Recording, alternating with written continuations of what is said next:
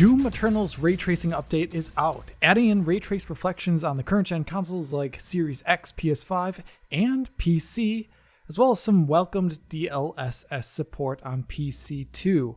So today's video is going to cover the basics of what these reflections are, how the various versions stack up visually next to PC, and go into some performance tips and considerations for PC as well for tweaking to be above the ultra settings. But first, let's talk about Doom Eternal's ray tracing. Doom Eternal's ray trace reflections apply to opaque surfaces like metals and plastics or polished wood at an angle. So here in this scene, you can see the globe hologram in the Fortress of Doom in the reflection on the ceiling. Essentially, with RT reflections on, surfaces now show reflections that should be there actually, but are not due to being off screen. Another aspect of these RT reflections is the way it samples a material, where different types of materials have different looking reflections based upon the surface type. So the game will have very mirror-like reflections for very smooth surfaces like you see here, as well as some rougher surfaces that you can see on PC with bumpier reflections. These rougher or bumpier reflections, like you see here, can also have the appearance of surface variation based upon the reflection distance, where you can see the reflection of the catwalk rail or banister here start off smooth and sharp and then get a bit bumpier and more diffuse as the reflection surface gets further away from the object that it is reflecting. Ray trace reflections in Doom also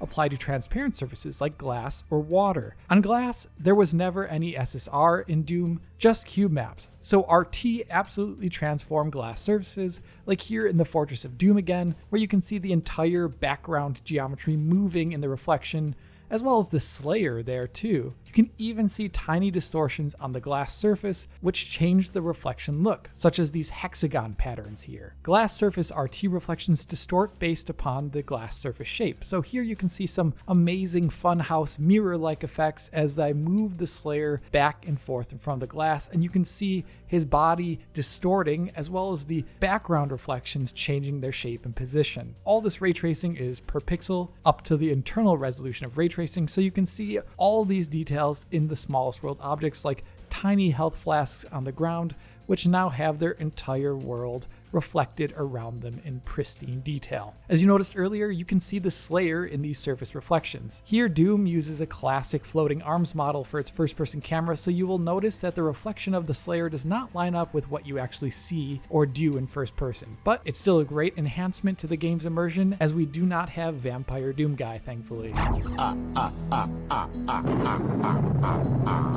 One of my favorite aspects of Doom Eternal's reflections is the ability to see CPU particles reflected on surfaces that are not on screen. So here, as I'm shooting off various ammunition types like rockets, BFG shots, or grenades, I turn around and look in the glass reflection. When I do so, you can see all these types of particle effects and explosions off screen in that reflection. This applies to glass surfaces like this one that I'm showing here, as well as opaque, rougher surface reflections like those we see in the metal pillar here. Here, off screen, there are a bunch of cannons in the background as an environmental hazard, firing off fireballs. Without RT on, off-screen effects like this are not reflected at all. With RT on, you can see them in the pillar in front of our character, as well as on the breech area of the super shotgun, which is a great little touch, I think, as you see the reflections in there changing constantly, and it makes the metal material of the shotgun look better and more dynamic. As a part of Doom's RT reflections, aspects of screen space reflections are used in the ray tracing. Now, honestly, I think this in instances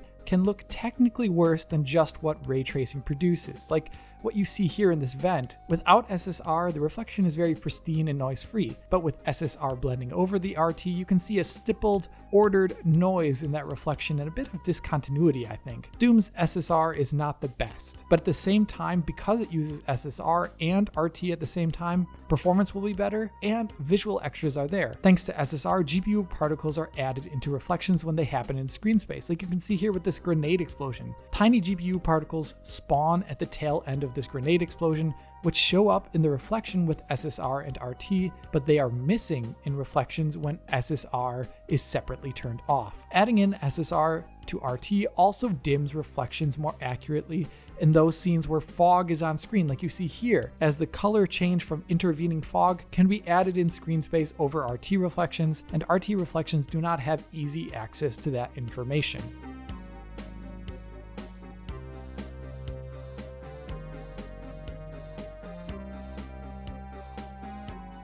I think the RT reflections add a lot to this game and are generally very cheap. At 4K on an RTX 3080, on the Ultra Nightmare settings, which are stupidly high, adding in RT reflections in an area with a lot of RT reflections drops performance by just 38%. This is the most expensive ray tracing scene I could find in game. Now this percentage may look a little high, but that's just because the frame rate is so stupidly high here. The reflections at their worst are only costing 3.5 milliseconds at 4K, which is honestly incredibly fast. RT reflection quality can also be adjusted to make them even cheaper. This is done with the reflection quality setting. Between Ultra, Nightmare, and Ultra Nightmare, there's actually no difference at all in RT reflections. Anything above Ultra is pure placebo and does not affect them. When you go down to high though from Ultra, minimum smoothness goes up from 0.58 to 0.65. This makes it so that rougher surface reflection rays are not traced, meaning less surfaces will have RT reflections, like you can see here on the left side of the image, where the reflection in this metal wall is turned off essentially when the minimum smoothness goes down to 0.65. This change improves performance in this scene by around 7%. At medium reflection quality, the roughness cutoff stays the same, but the internal resolution of reflections goes down to 1/3 of your internal set resolution from 1/2 that it is at Ultra and above. This improves performance by 17% over Ultra. With the low setting, the roughness value stays the same again, but reflections are now rendered at 1/4 of the internal resolution and run on average 22% better than Ultra.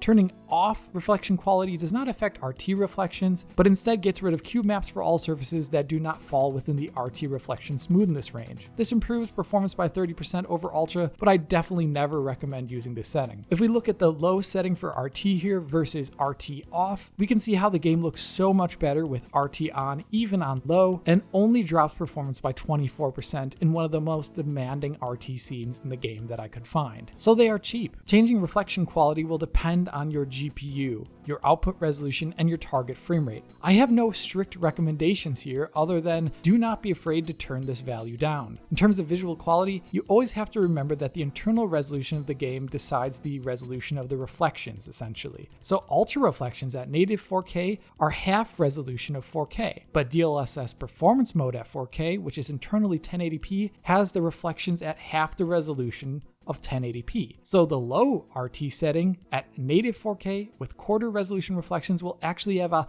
higher resolution of reflections than the ultra reflections option in DLSS performance mode for 4K, even though it's at half res. Essentially, pay attention to your internal resolution before you change this value. In my opinion, if you are using DLSS, use the higher settings, but if you're going for native resolutions, look to turn this value down. Knowing this, how does the PC stack up next to consoles? The consoles use the exact same ray tracing settings, but here I am showing off the Series X version for demonstration purposes. As you can tell in side-by-sides with the PC locked at a maximum 1800p internal resolution that the consoles also run at, the consoles use 1/3 resolution ray tracing, as you can see in the obvious visual breakup and aliasing present in this glass reflection here, whereas the half resolution default on PC is much smoother and coherent. Essentially, Xbox is using PC's medium setting. Similarly to that medium setting, consoles use a higher smoothness cutoff of 0.65, so surfaces like this wall here are lacking the duller reflections found on PC's ultra setting, and instead just have cube maps and direct lighting for such surfaces. So consoles essentially use the PC's medium setting. Regarding the rest of the image beyond this, consoles in RT mode use the ultra quality preset as id has put out there, as well as 1800p with dynamic resolution and a few other caveats. Now this is not a console video, so I'm not going to discuss what the resolution bounds are or what their performance really is.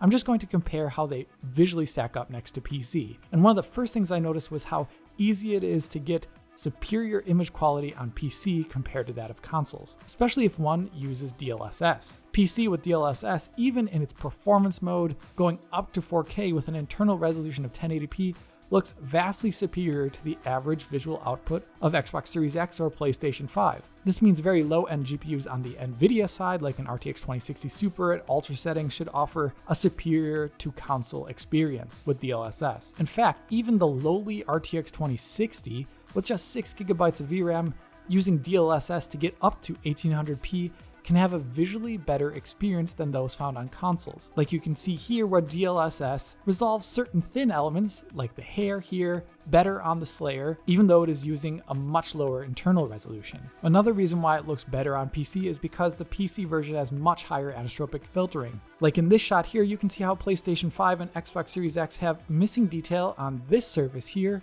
as lessened anisotropic filtering quality reduces the texture detail at angles like this further away from the camera. This is the most obvious cutback that consoles have next to their resolution quality, where even DLSS running internally at 900p looks rather superior to the visual quality we see on consoles due to how DLSS resolves the image and because of the low anisotropic filtering that consoles use.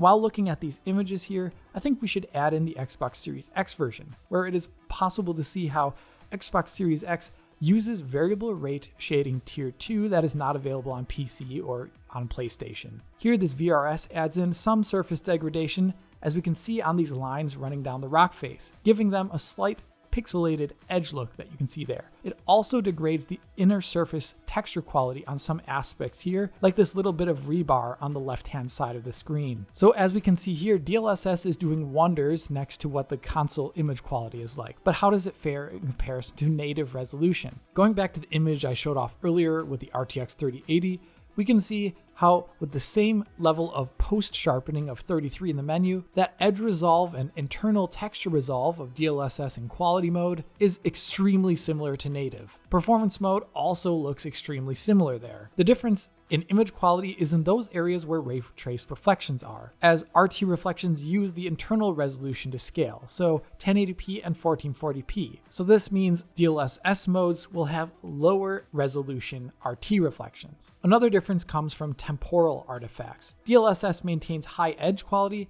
but it can have minor ghosts in its default form not found in the TAA presentation, like here in the opening scene around these asteroids. If I stop the frame around the asteroids, it's possible to see how DLSS in quality and performance modes have ghosted trails behind these little asteroids. And of course, in motion, we can also see here how DLSS in performance mode holds up less pristinely than quality mode. Curiously, if I change the game's DLSS DLL to the one used in Rainbow Six Siege that I recently covered in my LEGO Builders video, we can see that the image resolve for DLSS in this scene specifically is better than the default DLL that Doom ships with. Now, this does not mean you need to go out and tweak this DLL to make the game look better. I've really only tested this one scene, but it is interesting to see how this specific version of DLSS from Rainbow Six Siege can fix up one of these errors found in the one that ships with Doom Eternal. Another interesting aspect about DLSS is that it works with dynamic resolution scaling, which can be turned on the menu, which I've been using for all my B-roll that you've seen in this video. DLSS with DRS makes dynamic resolution changing essentially invisible, as DLSS is incredibly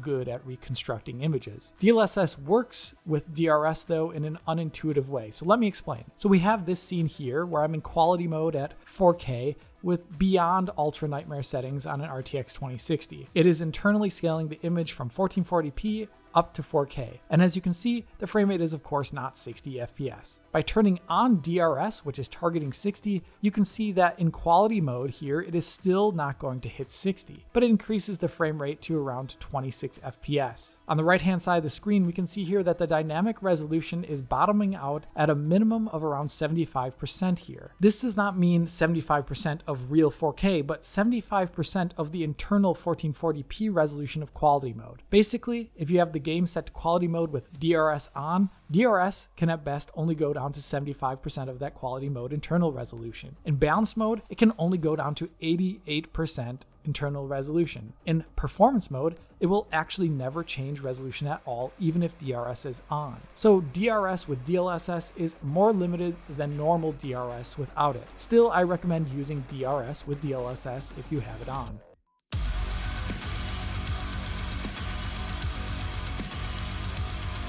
Getting into other aspects of performance, I first want to touch on CPU performance with ray tracing when going for high frame rates. To test this, I reduced the internal resolution of the game with DLSS to 360p and ran the game at ultra quality settings, which I find as reasonable settings in this game. With RT on an RTX 3080, it was possible to see how a Ryzen 5 3600 is very easily capable of providing GPUs with enough CPU headroom to run the game at 120 FPS with ray tracing on, and even offer the ability for great 144 FPS experiences or great 165 FPS experiences with variable refresh rate. I tested this in the Super Gore Nest area, which I find to be chock full of detail and with tons of monsters, as you can see. So high frame rates with ray tracing are very easily attainable in Doom Eternal for most modern CPUs. GPU wise though, it will depend. My recommendations though here are simple. First of all, do not use Ultra Nightmare settings or Nightmare settings in Doom Eternal unless you have an absolutely massive GPU with more than 10 gigabytes of VRAM or more. So RTX 3080 or 6800 and above only. Instead, target the game's Ultra settings, which are more balanced for visual performance ratios. Nightmare and Ultra Nightmare are extremely wasteful and almost do nothing for the visuals in this game. They are not worth their impact on performance for most GPUs. Secondly, if you have a GPU with less than 10 gigabytes of VRAM, then I recommend turning down the texture pool size setting. In practice, this has zero effect on the game's texture quality. It just increases how often textures stream in and out of the GPU so that there's a higher possible chance of rapid movement showing off lower textures. That is it. If you are getting inexplicably poor frame rates and you have a GPU with say less than 8 gigabytes of VRAM, then turn this setting down to high, medium, or even low. For example, I use the low texture pool setting on an RTX 2060 targeting 1800p with DLSS. That was hitting a mighty awesome 60 frames per second, like you can see here, and in comparison with the consoles using that texture setting, we can see that the PC has the exact same texture quality as consoles on even using this low setting. Thirdly, if you start up the game and it is running poorly, I recommend making sure you have the absolute latest driver. Make sure you turn off all background programs like web browsers. And if you still are having bad performance, turn on and off some settings. This is perhaps a bug, but I noticed on an RTX 2060 that I was able to reproduce the game running poorly on start after I'd just been playing it at an incredibly fluid 60 FPS. It was running poorly, and just by toggling on and off a few settings, the game went back up to 60 FPS no problem. So give that a try, and maybe this is something id can look at in the future. All in all, my recommendations look like this. The lower the internal resolution you have, the higher your RT reflection setting can be. Use the Ultra settings and not Nightmare or Ultra Nightmare settings, and you can greedily turn down the texture pool size settings if you have a GPU with less than 10 gigabytes of VRAM, as even on low, this game will look great. Believe me, this texture pool size setting has barely any effect on visuals. Doing this, you can get scary fast frame rate, like here on an RTX 2060. Keeping these optimization tips in mind, I was able to get an RTX 2060, the lowest end RT-capable desktop NVIDIA GPU, up to around 120 FPS at 1080p with balanced DLSS on. This is all using Ultra settings for every single thing except for textures, which I put down purposefully to the low streaming setting. It is running at an incredibly awesome 120 FPS with just a few drops below in the most intense moments. This is 120 FPS ray tracing on a very low-end GPU. I find this incredible. And as shown off earlier here in the video, Doom Eternal with RT on really big GPUs runs scary fast. So as long as you keep within VRAM budgets, I think most people are not going to be having problems running this game at high frame rates. So this is the portion of the video where I will recommend some ways to get even better visual quality for those who have excess levels of performance that they do not need. The first tweak I will recommend is for reflection resolution. By default, the reflection quality on Ultra to Ultra Nightmare is just half of the internal resolution. This can be increased by going into the console with the tilde key on an English keyboard and typing r_raytraced reflections temporal upscale quality 0. At 0, the reflections will be full resolution. This is a tweak that goes nicely while using DLSS. Here in this scene, it costs around 15% performance on an RTX 3080. The next tweaks require an unlocked game console. Here you'll have to download Cheat Engine and use the Doom Eternal Cheat Engine table that I have linked in the description. After you enable this, the rest of the tweaks can be done. Here in the console, type R_ray tracing texture LOD bias -5. This will increase the resolution of textures in ray traced reflections, which is a nice way to make mirror-like reflections like you see here look much better. The last tweak is to increase the amount of surfaces which can have ray traced reflections. This is done by going into the console again and typing R_SSR min smoothness and changing it to some value closer to 0. When I set it to 0, where nearly every single rough material can get reflections, it's pretty easy to see in this scene, for example, how the rougher portions of the wall now have more diffuse reflections in them done by ray tracing instead of just cube maps and direct lighting. With this set to 0, I think it can be an amazing upgrade to the game's visual fidelity when more surfaces have these rougher reflections. Like here, this environmental hazard I showed off earlier. Rougher surfaces having all these rougher reflections greatly impacts the scene's look here. Or as I look at this rough metal door here, on default alter settings it looks rather plain, barely different than RT off. With a change to that minimum smoothness to 0, we can see an extremely rough reflection of the world now being found in this metal. It even has a vague reflection of the Slayer in the metal. This setting can be a lot of fun, but it is of course expensive. In spite of that, I think these tweaks are awesome, and I used them to make all of the B-roll footage you have seen in this video to show Doom Eternal at its theoretical best. So if you thought my B-roll looked okay here, well then give these tweaks a try if you have a nice big GPU.